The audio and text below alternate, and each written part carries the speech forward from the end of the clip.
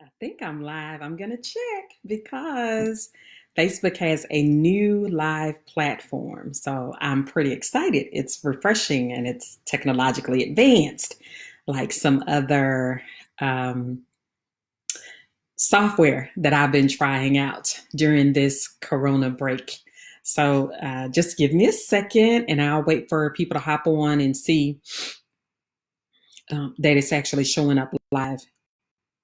And then So the interesting thing is I can still see inbox messages. I should tell them you need to join me on live or you're sending all these videos. Oh my gosh. Videos and stuff online that people in your messenger. Are you getting that? Are you getting the videos? Okay, so here I am. I think it's up now. That's good. We're up. So you all, what I'm going to talk about today, and I'll repeat this as we go. The news that basically today that pretty much a lot of us are talking about now is the occurrence and the death rate of COVID-19 in minority populations, specifically in Black populations. So, hey, Tasha, so you can see me and hear me okay? I know you'll let me know. So, what we do know, based on a news conference that Dr. Fauci had on yesterday, is that more Black people are dying at a higher rate than any other population if you factor in the United States. And I also saw an interview with the mayor of Chicago. I believe that's who it was. And she spoke matter of factly. I enjoyed her interview. I thought it was informative and it was almost aligned with what I was saying in terms of why we're being hit harder than any other population. So I do want to talk about that today. But more importantly, I want to talk about how that impacts us emotionally when we're hearing news like this on top of news, on top of news, on top of news. So I'm going to give people a few minutes to hop on. I'm going to share this to my a couple of pages, and then I'm just going to get started. And I won't be on long. I just want to share some information for you all. You may not be struggling with this, but you may be on the phone with someone. Like I got a forensic call last night about a family, and I just gave pretty direct advice on what needs to happen at this point without hearing everything that was going on in that household. Because even as a counselor, I'm a human being too. So the call came in later after I had finished a fully booked day, and I was concerned about the person as well.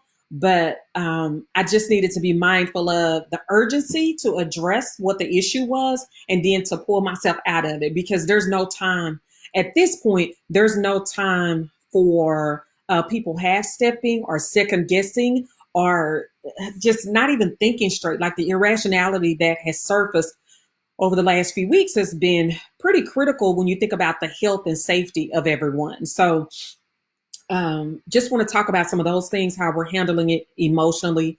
And then I'm going to hop off. This is just, a little bit of something that I felt compelled to do. So, hey, Sonia, I appreciate you jumping on. Thank you for always supporting. Can't wait till I can change your title, but I'm so impressed with your title now as the Mayor Pro Tem of Glen Heights. So that's great news. But you guys, thanks for joining on. So let's just get to it. Whoever's going to join is going to join. I cannot, my phone is just swirling. I don't know why. It's not logging on or anything. But what happened on yesterday? I was on a post. I was on a post by commenting, not that I had actually posted it. I think I didn't make that clear before, but that was what was shared, an article how Black people are dying at a higher rate. So my reply was, we need to do better about taking care of our health, because those things that we already fight are putting us at a disadvantage when it comes to something as deadly as this. So we already know that in our group, in our particular population, that Black people have a higher rate of diabetes, we have a higher rate of hypertension, we have a higher rate of asthma, all of these things that will shorten our lifespan or change the quality of life. That's what we need to consider as well. You may live long with that disease, but it does change the quality of your life. So when I said that, I was like, oh, okay, no big deal. Didn't think anything about it. Well, another person responded almost It was what I should say, some level of aggression, because of course we can't have mature conversations across social media anymore. But he immediately told me that I was out of line for making an assumption like that and basing all of these deaths on a theory that was unfounded, and basically trying to shame me on my what do you call my perspective? That was my observation. So I replied back to him, hey, I'm only looking at the stats from one area. Why don't you share the stats that you have from the information that you've received? And then we can dialogue. Like, I'm perfectly okay with talking about this. Well, he never replied back, but it kind of put an antenna up in me. Let me go see what everybody else is saying. So I've seen things like conspiracy theories that this is genetically modified to attack Black people, that there's some technology involved in how many minorities that is hitting. Hey, Megan. Hey, the minority population, that is some type of technology that is involved. So there's a lot of theories that are out there. I'm not going to even call them conspiracy theories because I don't know enough information. What I do know is emotionally how this is impacting us. When we're trying to go to sleep at night, what are we processing? When we wake up in the morning, what are we thinking about when we first wake up? And in the middle of the night, when we normally would turn over and say, woo, this bed is cold, or woo, this is my warm spot. What are we thinking at that moment instead of being at peace? That's what I want to talk about today, our emotional response to this crisis. So one thing, some of the emotions that I immediately thought of were fear, confusion, sadness, anxiety. All of these are surfacing. So let's say you have a person who pretty much has a handle on their emotional disposition, and they go into the coronavirus. We're on lockdown. Well, I shouldn't say lockdown. We're on stay in place. We need to be safe. So let's say we're all operating on that. But the longer you stay inside, the less contact you have with other people, the less sun and outdoor you're getting, and you're not feeling as productive. Even a person that is totally balanced will begin to see some of those emotions surface over time. So they may see the anxiety. They may begin to feel sad. They may begin to feel confused. They may start getting angry, like, this is ridiculous. I can't do what I need to do. I can't be as productive during my day. So a person who has no prior history of struggling with those negative emotions, they may see those now. So I'm not doing therapy, you guys. Just think about it. This is just basic human behavior. I'm not doing therapy. I'm just talking about it from a mental health perspective, because this is what I study all along. But I can't even sit up here and say I could do therapy with anybody that logs on or calls me. As a matter of fact, I've done more referring during this coronavirus stay in place order than I have probably the entire first quarter of the year, because a lot of you are reaching out to me. I can't counsel you because I know you in some shape, form, or fashion. But what I can do is get you with a counselor who is skilled and who has those virtual sessions available. So we were talking about a person who is their baseline, they're good. They manage that energy on a day-to-day level pretty well, but they may be experiencing it more rapidly or more frequently as they go through this coronavirus episode. So then let's think about the people who already had some degree of either one of those. They had a higher level of anxiety than they are comfortable with. They feel sad. Some people have been diagnosed with depression. We have bipolar disorder. You have substance abuse that is not being treated right now. And then that overall fear, which we're not diagnosing it as fear. We may say that someone is suffering from another disorder. And then you do have phobias. Now you do have phobias, but I'm not talking about that, but you do have phobias. And then that confusion that sets in. Even confusion causes some degree of anxiety. So what I'm saying is, as we're processing this information, think about those emotions and do not ignore them. Like, none of us are superhuman. Just like I told, the friend last night, hey, this is what I advise that person to do. I can't get into the other parameters of what's going on. I can't be a social worker. I can't be a therapist right now. All I know is that sounds like a crisis situation. That sounds very dangerous. And I think you should tell her, da, da, da, da, da, da, da.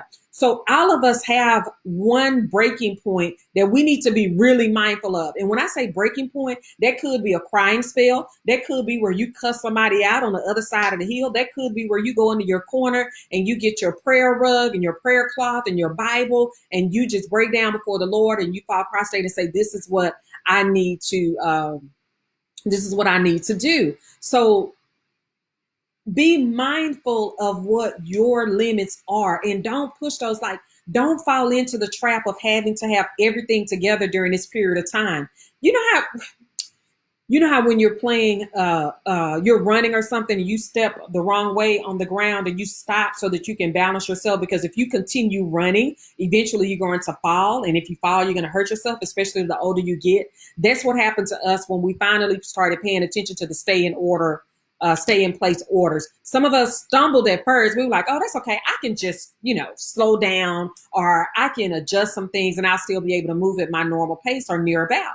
But now we're at a place where no, everybody needs to shut down. And in shutting down, it's causing us to really be reflective and think about the things that are going on in our lives. So when we hear some news that Black people are dying at a higher rate than any other group or minority group or other group of people in the United States, that's one of those moments where we need to stop and pause. We need to stop and pause, because it's not just about what unknown entities are out there attacking us, but what are we doing that puts ourselves up for defeat? Like, what are we doing in our daily lives that supports us being a weaker population health wise? Health wise, I'm not saying mentally, emotionally, I'm not saying anything. I'm saying, why is it that we are hit with a higher level of heart disease and hypertension and diabetes? We know generationally, we know where it stems from. We know why genetically we're predisposed to these illnesses. But what are we doing now to offset that? So that's what I'm talking about. In that negative emotional space where we're confused and we're fearful and we're sad, or we're having some level of anxiety, let's shift that energy to a more positive outlook. And let's talk to people. Did you go out to walk today? Like I just told my son, did y'all go outside? It's too hot. Yeah, but you need that vitamin D. That vitamin D builds our immune system. Like, these are the kind of conversations that we need to have. We're having a good time. We're connecting with each other. We're on the DJ, what tip the DJ. We're on the live quarantine parties and things like that. We're meeting with our family members over Zoom. We're joining live conversations like this. But let's really be intentional when we say, did you get some exercise today? Did you drink enough water today? Did you take your vitamins today? Hey, what kind of food did you eat today? Did you eat any green vegetables? Like, those are the kind of conversations that we need to be having. So I applaud all of the health professionals who are out there on the front lines, because this is hazard pay zone. Like, this is a lot.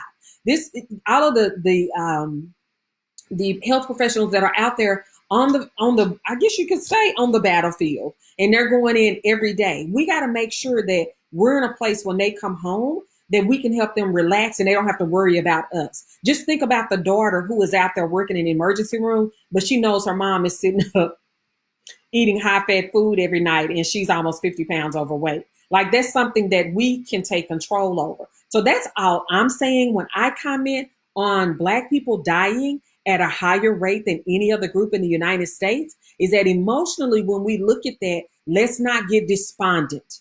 Let's not get defeated in our thinking. Let's shift that negative energy and be more intentional about our actions.